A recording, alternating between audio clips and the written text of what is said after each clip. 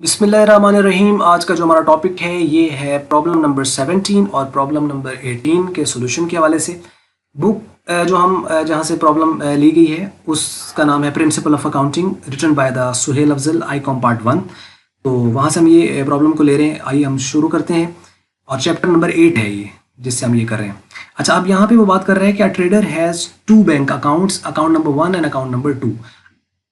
अब रेल में तो वैसे अकाउंट नंबर जो है इसका अकाउंट नंबर होता है, यानी हर अकाउंट का एक नंबर होता है। यहाँ पे हम उसको एग्जांपल मतलब यही कह रहे हैं कि एक का नाम अकाउंट नंबर 1 कह रहे हैं और दूसरे को हम कह रहे हैं कि अकाउंट नंबर ये 2 है।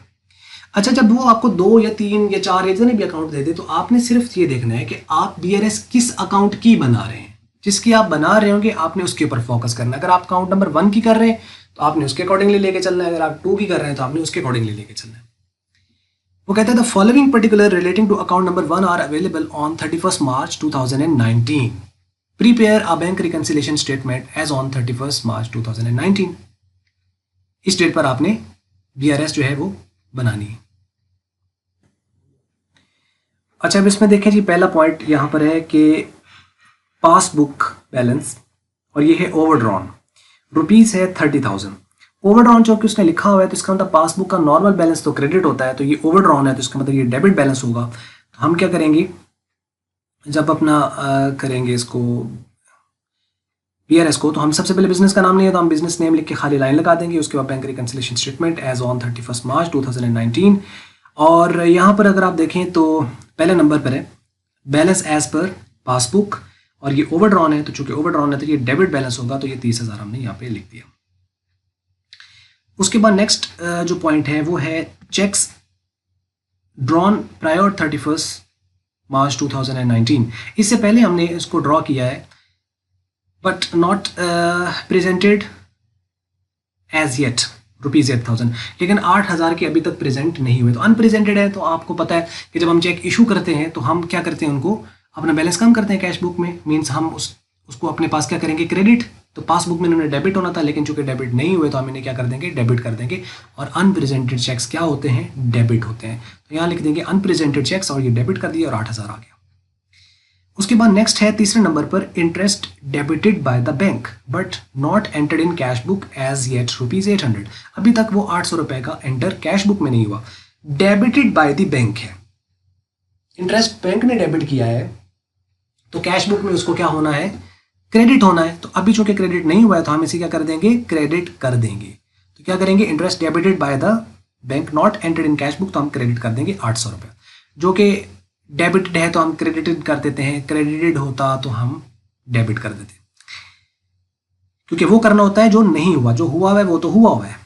अब नेक्स्ट है इसके अंदर चौथा पॉइंट कि transfer from account number 2 to account number 1 recorded by the bank on 31st March but not entered in cash book rupees 6,000।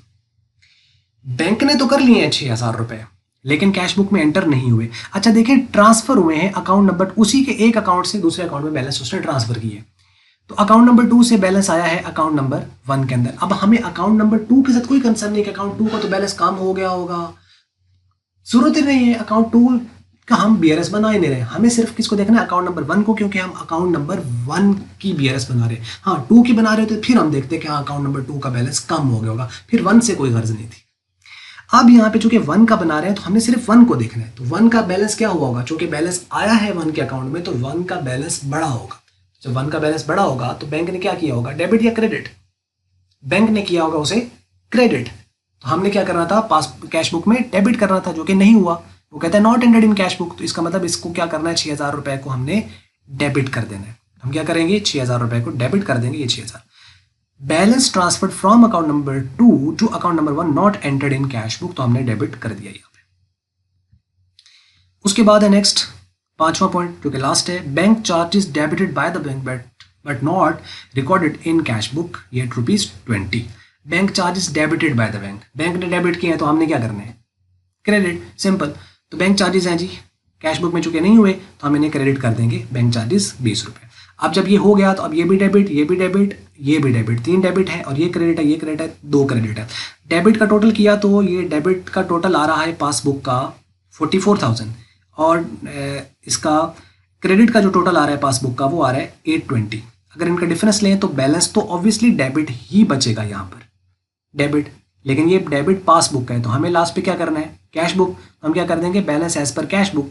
और चूंकि ये क्रेडिट निकल रहा है तो कैश बुक का अगर क्रेडिट निकलता है तो उसे हम क्या कहते हैं, ओवरड्रॉन। तो इसके अंदर ये ओवरड्रॉन है जो कि 43,180 ये है। ये उम्मीद करते हैं आपको ये प्रॉब्लम समझ लगी होगी। अब चलते हैं प्रॉब्लम नंबर 18 जो कि आखिरी प्रॉब्लम है सिंगल बैलेंस की, क्योंकि उसके बाद जो है वो रिवाइज्ड आ जाती है और रिवाइज्ड के बाद फिर डबल बैलेंस आती है। तो आइए हम इसको शुरू करते हैं। बात कर रहे हैं जी प्रॉब्लम नंबर 18 के अंदर, on 31 January 2019 R traders cash book showed an overdraft of ₹2000 at the bank. एक ट्रेडर है जिसकी कैश बुक जो है वो ओवरड्राफ्ट शो कर रही है। कैश बुक ओवरड्राफ्ट शो कर रही है मतलब ओवरड्रॉन है कैश बुक का, तो मतलब वो कौन सा बैलेंस होगा, क्रेडिट बैलेंस, क्योंकि कैश बुक का नॉर्मल डेबिट होता है तो ओवरड्रॉन क्रेडिट होगा। तो ये क्रेडिट बैलेंस है कैश बुक का 2000 एट द बैंक।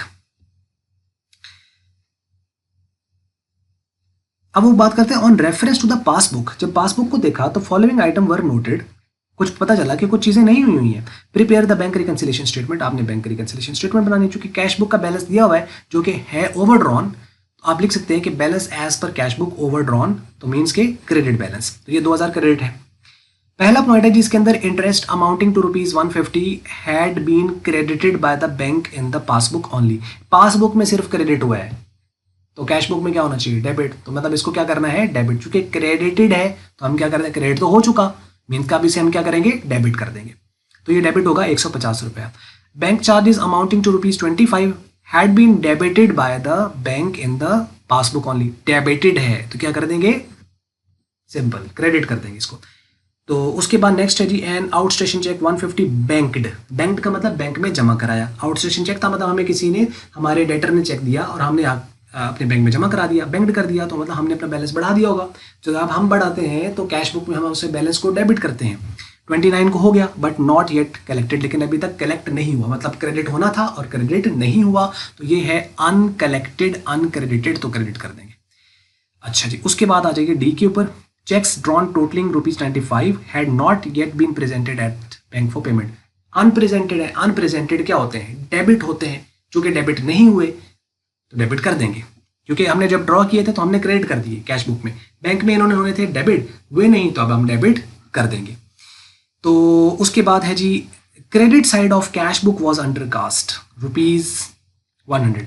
अब अंडर कास्टिंग जो होती है ना, ये टोटल की गलती होती है, मतलब हमने टोटल कम कर दिया। अंडर कास्टिंग का मतलब कम टोटल किया है। अब वो टोटल डेबिट का भी कम हो सकता है, क्रेडिट का भी कम हो सकता है। एक होती है ओवर कास्टिंग।